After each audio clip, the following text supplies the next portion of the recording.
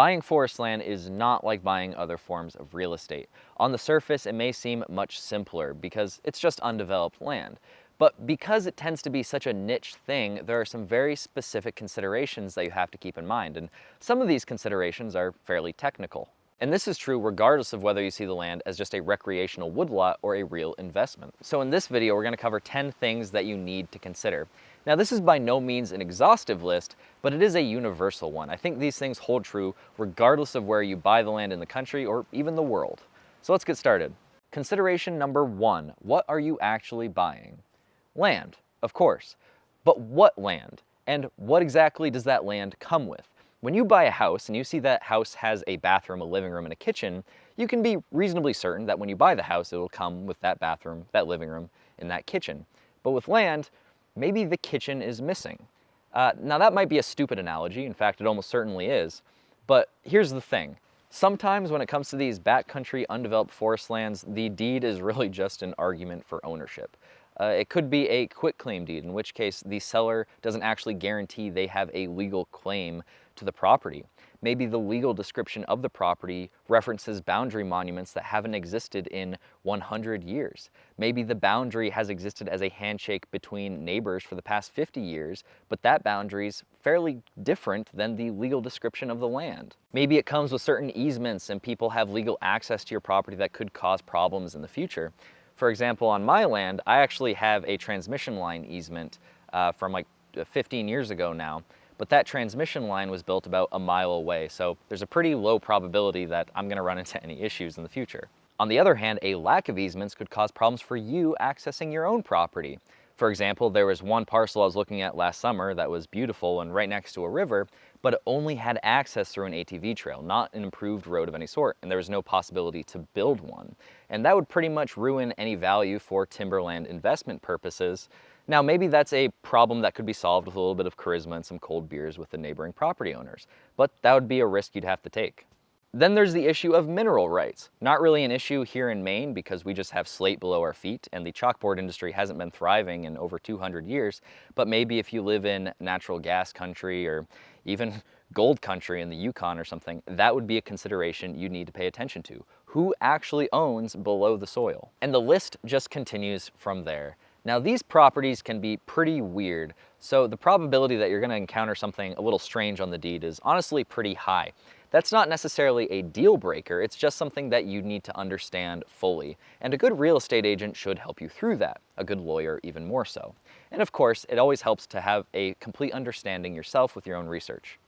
Consideration number 2, regulations. These are the restrictions that are not found on the deed. They could be land use regulations, zoning laws, or statewide forestry regulations. For example, in Maine, timber harvesting laws are fairly relaxed, but we still have restrictions on how large clear cuts can be, and harvesting around rivers and lakes is generally restricted, and it might require state approval. Nonetheless, even within those situations, the framework for timber harvesting is fairly friendly. In other states, counties, and even municipalities, that might not be the case, so you really have to do your own research, and a great resource for that is the state regulatory agency for timber harvesting, which, for example, in Maine would be the forest rangers. Elsewhere, it might be the Department of Natural Resources or something like that. In the same category as regulations, we have taxes. Now, taxes are unfortunately unavoidable, or so they say. But in most states, they do have tax privilege programs specifically for forest land to account for the slow tree growth and infrequent cash flows.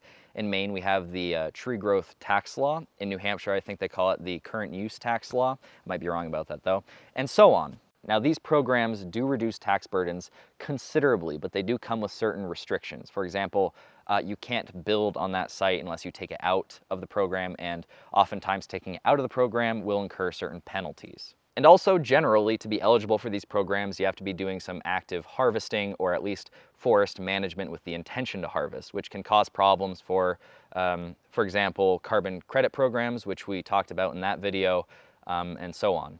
Consideration number 3, highest and best use. This is the concept in real estate that land is going to be valued for its highest financially productive use. So to put it simply, if you have land next to power lines and a paved road, that land is more likely to be valued for its potential in housing development. If, on the other hand, the land is 5 miles out of town on a dirt road, the land is more likely to be valued for its timber production or something else. And this is actually an interesting one because land isn't actually a true cost. You're converting cash into equity, and that's why the IRS unfortunately doesn't let you write off the purchases of land. So if you buy land that has a highest and best use, different from forestry, and overpay on that basis, is it a problem? It depends how you think about it. You're definitely going to get less acres for your money, and your opportunity cost is going to be pretty high. When we did a financial analysis of a spruce plantation a few weeks ago, we saw what a huge difference the purchase cost of a property can make in the overall internal rate of return over the rotation of trees. However, depending on the situation, and provided there isn't a massive gap between two different valuations, you can make the argument that there's wisdom in buying land that can be valued for two different purposes. That just comes down to diversification and risk management. On the other hand, if you're buying property that is valued only for timber production, not only is it going to be cheaper on a per acre basis, but there's likely going to be a lot more property around you that's also valued for the same use, which means you're going to have a lot more infrastructure and you're going to be able to hit those external economies of scale that matter so much. Consideration number 4, standing timber. What species are growing on the property? What product classes do those trees represent? And how much standing volume is there overall? Now, we all know this is important, of course, but it takes some experience and technical skill in order to assess properly. There are still some great hello. Come here. You're beautiful. There's a chickadee right there. He was about 2 feet from my face.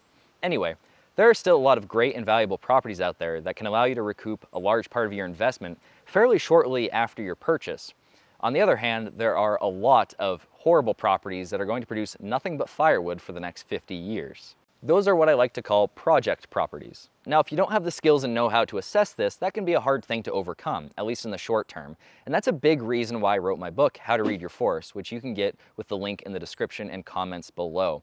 And it gives you an overview into forestry and how to look at a forest and how to assess these things. And it teaches you skills like taking basal area so you can maybe read some volume tables and have a better concept of this. So my book helps, but especially if you're dealing with large properties and a substantial investment, you're going to want to get a consulting forester.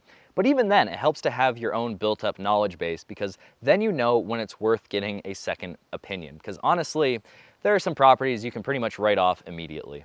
Number 5, site quality, soils, drainage, and slope. Now this one sounds complicated, and you can certainly make it complicated, but honestly, it's pretty easy because 70% of the data you need can be ascertained just by looking at the species. For example, you're probably not going to find any nice sugar maples with any frequency growing on poor quality sites. So if you understand your local species and their site preferences, you can understand a lot about a site just by looking at the species that grow there. Now, is that a perfect methodology? Absolutely not. But unless you're trained in soil science, and honestly, even a lot of professional foresters are not, the trees are going to be better at finding their preferred sites than you are. So it helps to listen to them. Now, if you really want to get into the weeds, there's a whole triangle of soil composition between silts, clays, and sands. And where a soil stands on this triangle says a lot about its quality. But honestly, even then, you can distill a lot of this down into a question of drainage. If a soil is excessively well drained, it's going to be stressful for trees. If a soil is very poorly drained, it's also going to be stressful for trees. Sands tend to be the most well drained and clays tend to be the most poorly drained. But clay also tends to have the most nutrients for trees. So you want somewhere that's pretty well balanced. And honestly, that's about where my land sits. I might be a little heavy to the clays. The drainage can be a little worse than I'd like, but the trees think that soil is hella yummy, so I'm not complaining too much. All right, consideration number 6 is terrain. Is it rocky ground? Are there any steep slopes? How about muck or boggy areas? Any of these things could cause some difficulties for machinery, and operational difficulties are going to increase harvest costs, potentially a lot. But it's not a binary thing. There's always going to be some abnormal ground. The question is, how much is too much? And honestly, that's a relative question. Up here, we have pretty flat terrain. At most, we have some gentle rolling slopes. So all it takes is a cliff or a few boulders to really throw a wrench in things. But down in West Virginia, man, they'd harvest around that stuff all day long. When I was in Mexico living in Oaxaca, man, all their forests are on slopes just like this, but it doesn't bother them in the slightest because they have these cable logging systems that are extremely well suited for harvesting on that type of terrain. And it was really cool to watch them work. So I think generally a good rule of thumb is that if the land is in the 90th percentile of terrain abnormality for your area, you can assume that the harvesting costs are going to be pretty high. But the good news is it's not likely that the entirety of the land is in that 90th percentile category. It's probably just a small piece of it, like a ledge or something like that. So it's important to map that out and figure out exactly what percent of your land that area consists of, and whether or not it can be pretty strategically avoided with proper trail placement. Now, importantly, this rule does not apply if you're looking to log your own land. You have to consider your own unique equipment limitations. I just use a small Kubota tractor for harvesting, and it works excellently. But every time I hit a decent sized rock, I feel like I'm gonna tip over. So I'm definitely not gonna be going up steep slopes with that thing. But there are other guys on YouTube who have found their way around that. So you really just need to pay attention to your own specific needs. But there's one more point about terrain I wanna make, and man, is it important, so don't forget it. You never wanna be pulling wood uphill. I'm gonna say that again. You never want to be pulling wood uphill. And that is something I heard from professional loggers for a very long time, and it never really stuck how crucial that is until I started logging my own property. It is wild the difference it makes in your machine's capability and your costs going just slightly uphill versus just slightly downhill. It makes an immense difference. So pay attention to that when looking at a piece of land, because that is going to say a lot about the harvesting costs associated with that property. So if you're looking at a property and relative to the road, the end of that property is lower in elevation, then that property is going to be very expensive to harvest, because the machine goes down empty to grab the wood, it picks up the wood, and then it has to drag it uphill to the road. Versus if the end of that property is higher in elevation than the road, then the machine goes up empty, it harvests the tree, and then it pulls it downhill, working with gravity. Much cheaper. Now, on that subject of roads and hauling wood, we have our seventh consideration, roads. Do roads need to be built? Do they need to be upgraded or maintained, and so forth? Now, this may not be a problem for a small piece of land. For example, my land, I have a fair amount of road frontage, and it's on a public dirt road, and I can go on that road with my machine. I can stack wood across a ditch on that road. The town doesn't care. It's awesome. So I have saved myself that entire expense. However, especially if you have, let's say, a few hundred acres, there's likely to be a private road system involved in that property. Now, the reason we build roads on forested land, just to be clear, is to limit something called skid distance, which is the distance needed to pull that harvested wood to the road. And the further that skid distance is, the higher your costs are going to be. So we build roads in order to make that distance a lot shorter. And realistically, this isn't going to be a problem on most smaller properties, even going up to like 1,000 acres, because those are developed, undeveloped parcels, so they already have the roads that are needed. But you're still going to want to pay attention to the condition of those roads. Are there washed out culverts? Are they overgrown? Do they need to be upgraded? And so forth. And honestly, this is just kind of a cost of business thing, not really a make or break when deciding whether or not to purchase a property, because it is kind of associated with the standing volume. And what I mean by that is if a road was recently upgraded, it was probably recently upgraded for a harvest, which means there's not a lot of standing volume. If a road is overgrown, it hasn't been used for a while, which means there's generally a lot of standing volume. So in that sense, it ends up being a bit of a wash, but it all depends on your plans and purposes with the land and how much access you need. But in general, I think the important thing to pay attention to is whether or not roads need to be built, and the catastrophic things, like whether or not a road has been turned into a water park by a group of beavers. Now, consideration number 8 is proximity to markets. Now, honestly, this is more of a business plan type of thing, because what you define as your market is going to differ substantially based on how you intend to use your property. So, for example, I think for a lot of smaller landowners, especially for intermediate harvest with smaller timber, it makes sense to be your own market. I recently purchased a small sawmill, and it's awesome. And I think if you're doing a lot of active forest management on your property, that is what is going to enable you to do the most good. So if you're really focusing your forest management where it matters most, in smaller, more immature stands like this, you don't have to worry about the profitability of selling small timber. You don't have to worry about securing a mill contract and getting the mill specs right. You don't have to worry about even getting a trucker or anything like that, because you can just create that market yourself. You can use this mill to produce your own lumber. Even if it's, not the most profitable endeavor, it really opens up the world to you. The same is true, by the way, with the old wood stove. If you have a wood stove and you're harvesting your own timber, then you are your own energy producer, right? And that is going to enable you to better manage your land. And if you can do that, then honestly, the proximity to markets is less of a concern, because you can build the value in your forest over time, and trucking costs become a much smaller percentage of the overall costs of a harvest. Now, obviously, if you're more of a, institutional investor buying thousands of acres, you're going to want to pay more attention to the location of those sawmills, because the further away your market is, the more expensive your costs are going to be. And your scale is too large to really manage things effectively on your own. So you're gonna have to outsource that and do things the normal way. But honestly, for smaller landowners, which again is the vast majority of you, I really think probably your focus should be more on your own internal management, and don't focus too much on the local economic landscape, because by the time your trees mature, that's gonna be totally different anyway. And if you manage things right, it's not gonna matter as much. All right, number 9, we're getting up there now, and that would be other desirable features or revenue streams.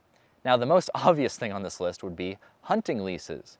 Now, in Maine and the Northeast generally, we don't do that. We kind of have a tradition of open use of private lands. But down south, that can be pretty huge. So people will pay for the privilege of hunting on private land.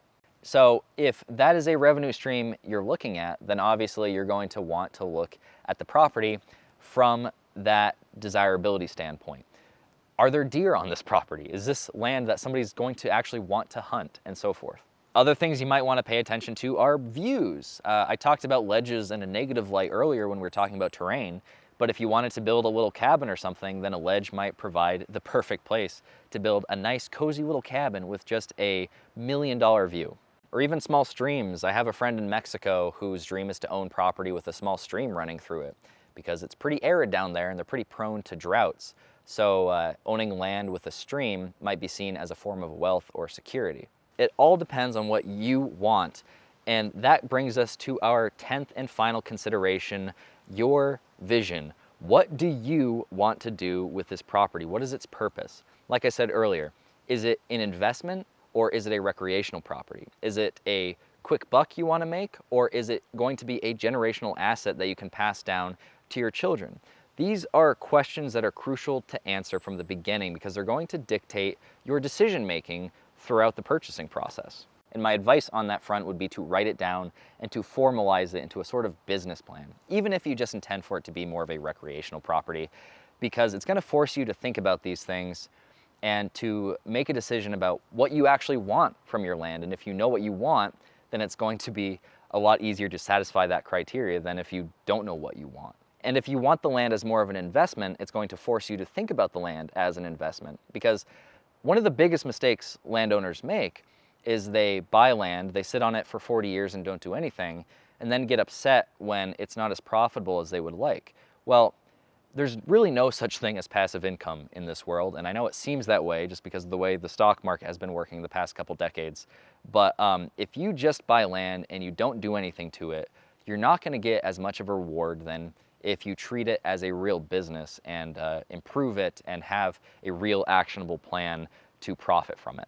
And once you have a plan in place and purchase your property, that's where I can come in and help. Silvicultural has the tools that you need in order to manage a forest profitably. It comes with a mapping application. It has a forest growth estimation tool, as well as a financial analysis tool, so you can analyze cash flows to determine the profitability of those cash flows relative to other investments. And there are more tools to come, but right now you can actually get a lifetime license, so you can purchase now and have access to all tools in the future. I'd purchase now and get yourself grandfathered in, because as the capabilities of the platform rise, so too will the prices. So anyway, I'll leave you with that for now, and I'll see you guys later.